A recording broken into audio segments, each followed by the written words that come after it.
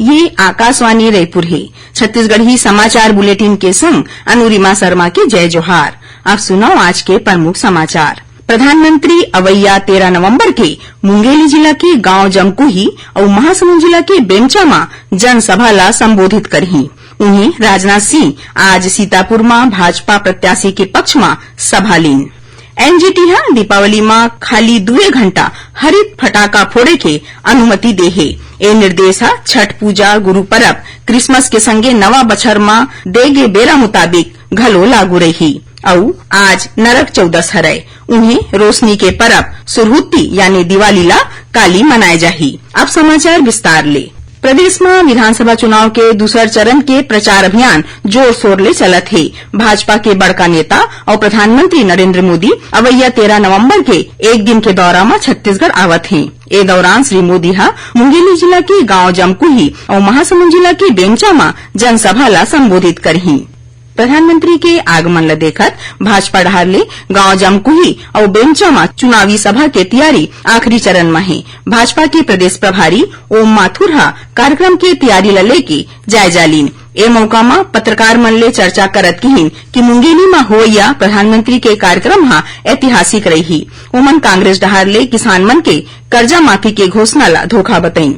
उन्हें श्री माथुर कहिन कि टिकट माटे में पार्टी में कोनो किस्म के मन मुटाव नहीं हो है। ओती केंद्रीय मंत्री राजनाथ सिंह आज एक दिन के दौरा में छत्तीसगढ़ पहुंची। तहां उमन सरगुजा जिला के सीतापुर में भाजपा प्रत्याशी रामकुमार टोप्पो के पक्ष में सभा लीन। एकर बाद श्री सिंह मनेन्द्रगढ़, चिरमिरी, भरतपुर जिला के सलगावान कला और दुर्ग जिला के पाटन विधानसभा के दरबार मोखली में जनसभा ला संबोधित करीन। दूसर ढार मुख्यमंत्री भूपेश बघेल आज प्रदेश के कई जिला मन में पार्टी प्रत्याशी मन के पक्ष में जनसभा लीन। ए दौरान कई जगह मन में कार्यकर्ता मन रैली घलो निकालीन। एती जांजगीर चांपा जिला के अकलतरा में बहुजन समाज पार्टी के कार्यकर्ता मन पार्टी प्रत्याशी के पक्ष में रैली निकालीन। ए रैली में बसपा के प्रदेश अध्यक्ष हेमंत पोयाम घलो शामिल हुईन।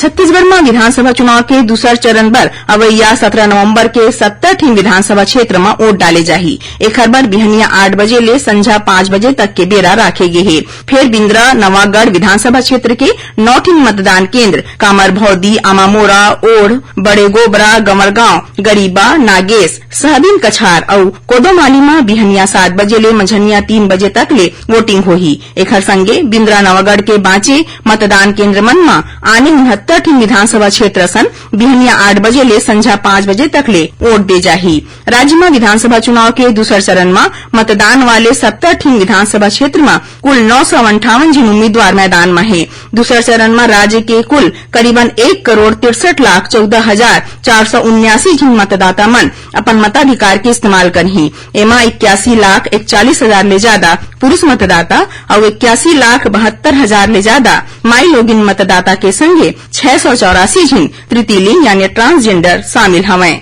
प्रदेश में विधानसभा चुनाव के तहत 100% मतदान तय करे खातिर स्वीप कार्यक्रम के चलत अब्बड़कन जागरूकता कार्यक्रम राखे जात है। यही कड़ी में अवैया 17 नवंबर के होइया विधानसभा चुनाव में सबो मतदाता मन वोट दे बढ़ जाए। तेखर बर जिला निर्वाचन अधिकारी डॉक्टर सर्वेश्वर नरेंद्र भूरे के अगुवाई में रायपुर के धर्मपुरा ले जोड़ा तक बाइक रैली निकाली गई। रैली के शुभारंभ ला मुख्य निर्वाचन पदाधिकारी रीना बाबा साहेब कंगाली हैप्पी वोटिंग लिखाए गुब्बारा मल्ला हवा में उड़ा के करीन। एकर बाद उनकर हाथ में चुनई चिरई मतदान बंधन बांधे गिस। ए बाइक रैली में बड़ जिनमाई लोगिन मन भाग लीन। इन्हें सारंगढ़, बिलाईगढ़ जिला के शासकीय उच्चतर माध्यमिक विद्यालय हरदी में मतदाता जागरूकता अभियान राखे गिस। छत्तीसगढ़ विधानसभा चुनाव के तहत केंद्रीय निर्वाचन आयोग के citizen vigil app C vigil में मिलत शिकायत मनु पर तेजी ले कार्रवाई करे जात है।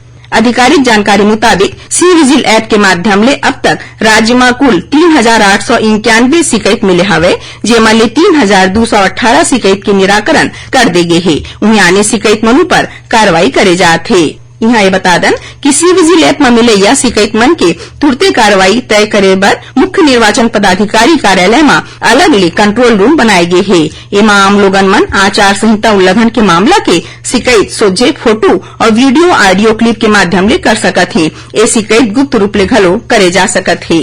छत्तीसगढ़ी समाचार बुलेटिन आप मन आकाशवाणी रायपुर ले सुनत हव।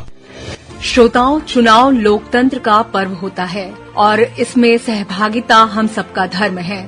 छत्तीसगढ़ की मुख्य निर्वाचन पदाधिकारी रीना बाबा साहेब कंगाले ने छत्तीसगढ़ के सभी मतदाताओं से अपील की है कि वे विधानसभा चुनाव में अपने मताधिकार का प्रयोग अवश्य करें। मेरी सभी मतदाताओं से ये अपील रहेगी कि एक बार वोट देने जाओ जी, चुनावी त्योहार मनाओ जी। अवश्य रूप से आइए और इस त्योहार में अपनी सहभागिता दें और पूरी कर्तव्य निष्ठा के साथ में इस जिम्मेदारी का निष्पादन करें।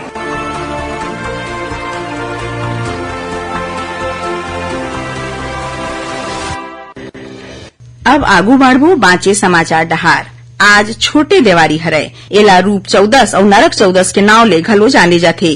परंपरा मुताबिक रूप 14 मां घर दुआरी के अंगना बाहिर मां चौकपुर के माटी या फिर पिसान के 14 ठिन दिया बना के जलाए जाही। रोशनी के तिहार बेरा छोटे बड़े दुकान और घरों घर बिजली के झालर ले सुघ्घर सजाए जावत थे। उन्हें दिया के तिहार दीप पर्व सुरहुत्ती यानी दिवाली काली मनाए जाही। सुरहुत्ती और दिवाली ला लेके लोगन मन में भारी उत्साह। राजधानी रायपुर समेत प्रदेश भर के बाजार मन में जोरदार चहल पहल और रौनक देखेला मिलत है।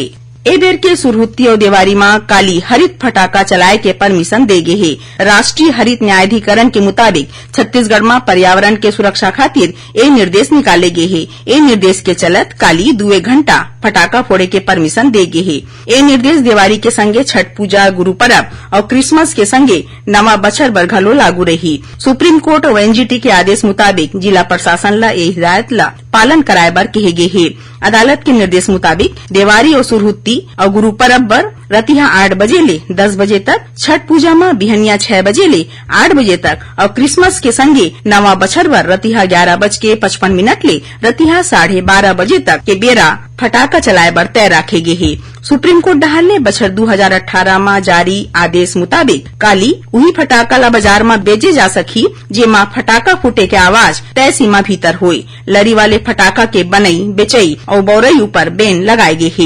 यही बीच नेत्र रोग विशेषज्ञ डॉक्टर मन देवारी तिहार में फटाका चलाए के बेरा आंखी के सुरक्षा बर विशेष सावधानी राखे के सलाह दे हैं। डॉक्टर मन कहे हैं कि फटाका चलात बेरा संग में साफ पानी तीर में ढाक के जरूर रखें। संगे रास्ता बाट और भीड़ भाड़ वाले जगह में फटाका झन फोड़े। उन्हें डॉक्टर मन यहू कहिन कि फटाका फोड़त बेरा नान्हे लइका मन ऊपर खास ध्यान रखें। छठ पूजा ला देखा दुर्ग और पटना के बीच एक फेरा बर छठ पूजा स्पेशल एक्सप्रेस ट्रेन के सहूलियत दे गे हे।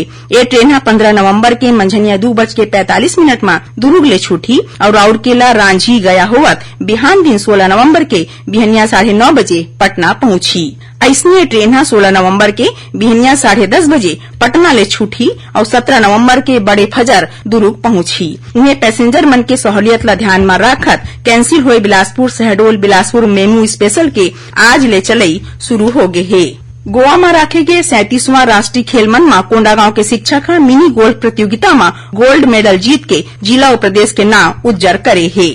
आखिर में प्रमुख समाचार एक घाव फेर। प्रधानमंत्री अवैया 13 नवंबर के मुंगेली जिला के गांव जमकुही और महासमुंद जिला के बेमचा में जनसभा ला संबोधित करही। उन्हें राजनाथ सिंह आज सीतापुर में भाजपा प्रत्याशी के पक्ष में सभा लीन।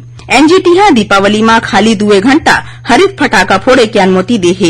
ये निर्देश छठ पूजा, गुरु परब, क्रिसमस के संगे नवा बछर में दे गे बेरा मुताबिक घलो लागू रही। और आज नरक 14 हरय, रोशनी के परब सुरहुत्ती यानी दिवाली काली मनाए जाही। एकरे संग छत्तीसगढ़ी समाचार बुलेटिन यहीं सिरावत है। जय जोहार।